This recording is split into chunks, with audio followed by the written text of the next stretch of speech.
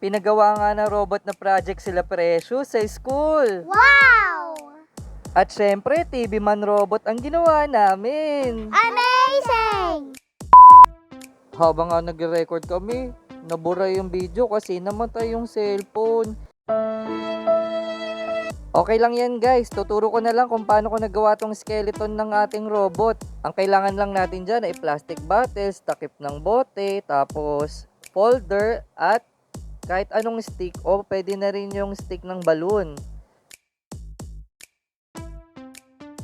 Folder lang ang ginamit ko dyan sa ulo ng TV Man. Pinagdikit ko lang gamit ang ating glue gun. Pabox dapat na parang TV.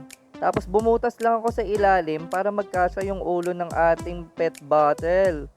Hindi ko nga muna tinakpan yung ibabaw ng ating TV Man kasi nga may ilalagay pa akong takip ng bottle dyan para mag-lock yung pinaka-head niya. Ay, bumagsak. Yan, pwede nga siyang umupo at pwedeng tumayo. Ayun yung pagkakagawa ko sa kanya. Yan guys, o diba? Nagagalaw pa yung head niyan. Ngayon, explain ko na kung paano ko ginawa. Dito nga, dun sa may shoulder niya, gumamit lang ako ng takip ng bottle. Tapos, dinikitan ko siya ng stick ng balloon. Ayun na magsisilbing mechanism niya para umikot yung shoulder. Glue gun lang ang ginamit ko para idikit yan. Tapos, bumutas lang ako dun sa pinaka-bottle para ipasok yung mismong stick ng balloon. So, pag inikot mo yan, iikot na rin yung shoulder niya. Tapos, sa pinaka-kamay o arm niya, gumamit lang ako ng folder na inikot o ni-roll. Tapos, idinikit ko na yun sa mismong shoulder niya. Dito nga, sinusukat ko na yung magiging damit ng ating TV Man. At nakikita nyo nga si Boss Elopi sa likod. Ang kulit-kulit talaga. Pagkatapos ko nga ilapat yung damit, ginupit ko lang hanggang kilikili. Yan, para lang naman mailapat hanggang likod yung mismong puting damit or yung puting kartulinang ginamit natin. Nilagay ko muna nga yung head para sukatin, baka tumama siya dun sa damit. Pero sakto naman siya, 'di ba guys? Inulit ko nga lang din yung process sa likod para matakpan naman yung likodan ng ating robot. Puting kartulina lang din ang ginamit ko at ginupitan ko na yung sa bandang kilikili niyan para lumapat dun sa mismong katawan. Pagkalapat nga niyan, pwede nyo nang gamitan ng glue gun, pero ako gumamit muna ako dyan ng double-sided tape para lang masecure yung pagkadikit ng damit. Madikit na nga rin naman talaga yung double-sided kaya minsan hindi na ako gumagamit ng glue kasi papel lang naman ang ididikit natin o kartulina dun sa plastic bottle. Dito guys, nakabit ko na yung damit. Tapos naglagay ako ng belt pero hindi ako nagagandahan kasi nga hindi siya mukhang karate expert. Kaya ang gagawin ko na lang black yung ilalim na yan. Tapos black pants na lang din para mukha talagang nasa office siya. Kasi dapat ang gagawin ko talaga is karate na TV Man pero gagawin ko na lang ulit siyang office. Yung katulad talaga ng mga TV Man sa palabas. Sa mga paa niya, yung skeleton niyan katulad lang din ng ginawa ko sa kamay.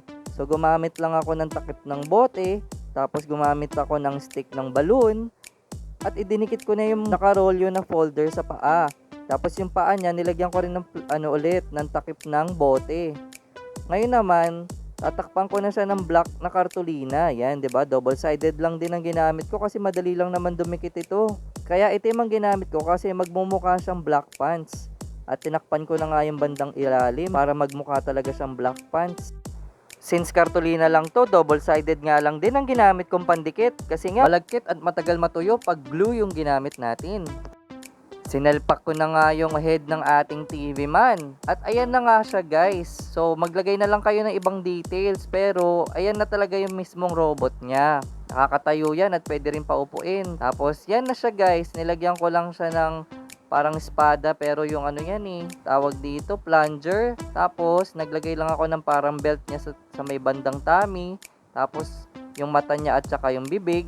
At yung korbata na itim, kartulina lang yan ginupit ko, 'di ba? Tapos na agad, napakadali lang niya guys. Tapos tinakpan ko na diyan yung head niya ha. Hindi ko lang siya na videohan kasi puno na nga yung memory ng ating cellphone. Yan, nakita nyo naman nakatakip na yung bandang head niya. At tapos na ang ating TV Man. Wow, ang ganda! Kaya kung may project kayong robot, syempre, baguhin na natin ang estilo natin at gumawa tayo ng kakaiba. Katulad nito, kakaibang robot ni Precious. Yay! At sa project nga na ito, wala kaming ginastos. Gumamit lang kami ng mga lumang art materials na ginamit namin sa mga TV man at cameraman namin noon. At mga empty bottles nga lang ang ginamit namin para mabuo ito. Ang galing talaga, di ba? Wow! Nak, happy ka? Wow, pakita mo nga. Wow. Sit down daw yung robot. Si TV. TV man. Wow. Awesome. Masira tayo mga. Katingin nga ako. Paano siya tatayo?